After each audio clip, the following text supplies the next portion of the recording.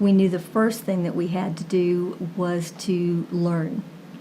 And we had to get more information, and truly, I know that the term paradigm shift has become very trite, but it was shaking us to the very core of what it is that we need to do and address as an educational system.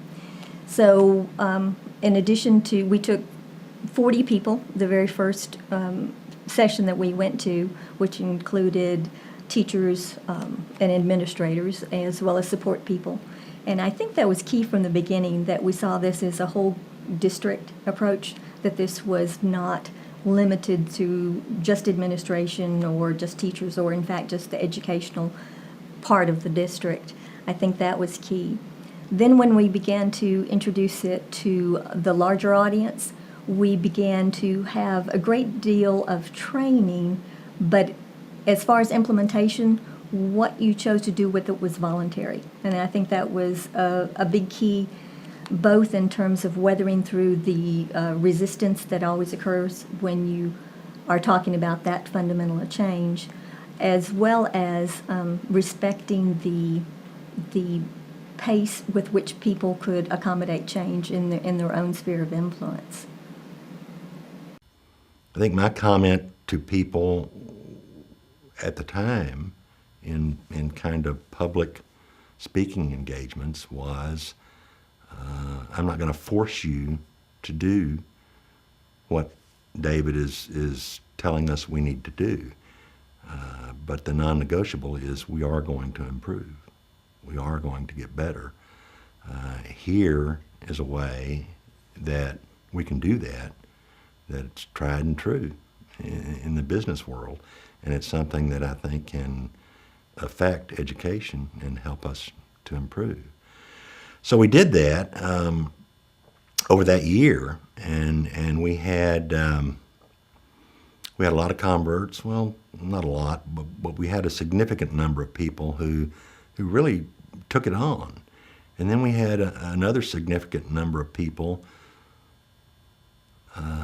who really believed that this was either frivolous or damaging, or was not going to work. It was going to harm the way we worked with students. They were very much clinging to what they knew and how they did things, and wanted to keep doing it just like they did. So we had, two camps of people, and a big group of people in the middle who just said, leave me alone. I'll go on and do what I want to do, and y'all go on and figure out what you want to do. I joined Leander a long time ago when we were only 2 elementaries, and now we're 24. I was a second grade classroom teacher for a long time. As my journey through the district started, about when I arrived over at Blockhouse Creek and had an opportunity to go to a required 4-day training with David Langford.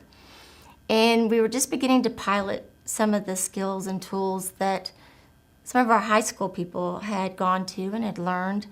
And we did a big training in a cafeteria. And it was really interesting, but it was still at the time where education was, wonder how long this is going to be here. Do we really have to do this? It doesn't make sense. We're going to give up all of our control. We're going to ask kids. They're going to ask us. It's not going to happen. And we'll just ride it out, and it too will be gone. But then that year, Eric became principal over at Blockhouse, who truly modeled from the beginning the tools, analyzing data, questioning why do we do what we do. Not that why we do what we do is bad, but could we do it different? Could we do it better? So we had to change a paradigm. The paradigm that we had started with was more of, well, there's a problem, let's have a 2-hour meeting and fix it, to, okay, we're going to identify what the critical problems are, and we're going to fully understand what the system is. We're going to fully understand where we want to end up, and then we're going to use tools together to figure out how to bridge the gap. So what are the things that we need to do then to get from our current reality to the vision that we're trying to create together? And so we started capturing those things. We didn't know exactly what we were doing, but let's use some of those tools. Let's learn together. Let's put it on the storyboard and continue this throughout the year. I was there for 3 years, so for 3 years we continued looking at processes and discovering together. Over a period of time, talked to board members, talked to community members, and tried to highlight what they thought was wrong with the philosophy and how it was not in line with what they thought education should be. So we had kind of a divide in our school district. Most of our principals were pretty much on board, which was very helpful, and we had done even more education with our administrators, principals, and central office people, and so most of them were pretty much on board with what we were doing.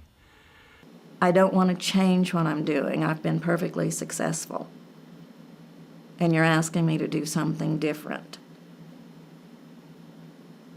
And just standing the ground and keep coming back. And that's what we did with the training, with the modeling, with giving that feedback that said, this is something that would be very easy for you to incorporate here and see how the students responded to it.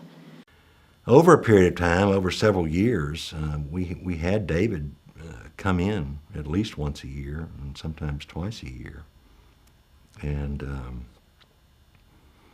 he would do 2 or 3, 4 days, and we would bring people in and begin to get more and more converts. At the time, we had some board members, which I get to deal with, or got to deal with, who didn't agree with the process. We were going through debates about grading and how that should affect students and how we would go about it.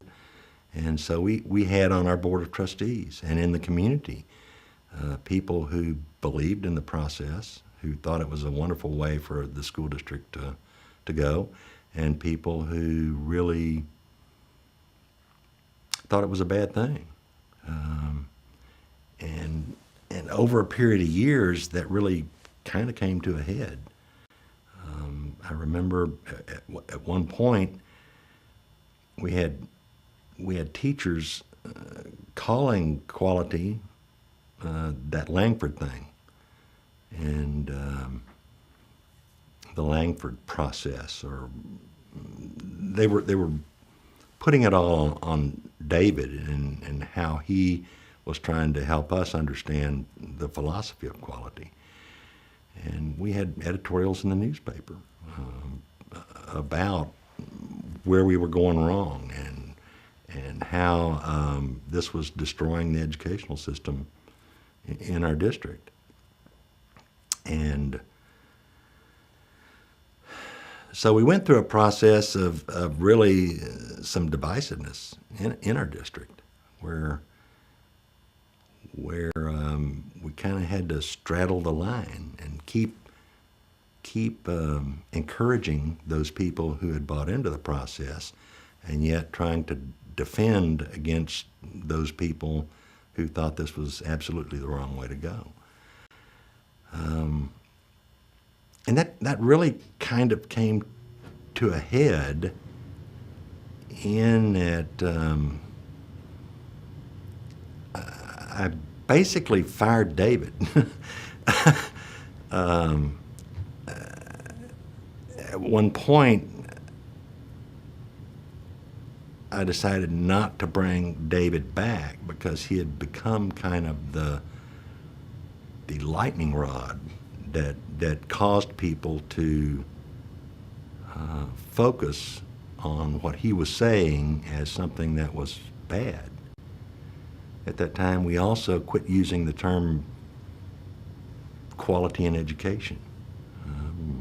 We changed that to the term continuous improvement, because who could argue with continually improving? We had a pretty good cadre of people, especially administrators, and Monta and her staff, Anita Cotter, several principals, other people in our central administrative staff were pretty well educated in quality and continuous improvement. And so we kept moving along.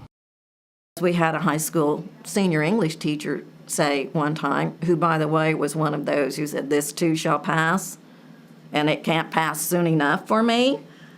And she went to the conference, and for some reason, she went into, I believe it was a session that had third graders in there teaching the teachers what they were doing. And she came out of that saying, "If third graders can do this, my seniors can." And she was off and running.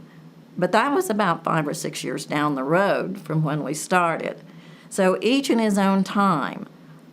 I can remember listening to David Langford over time as we worked with him, and I would get so upset with him because if he had just said that in the beginning, it would have made my life much easier. Of course, he had said it. I just wasn't ready to hear it in the context that I could put it into what I was doing every day.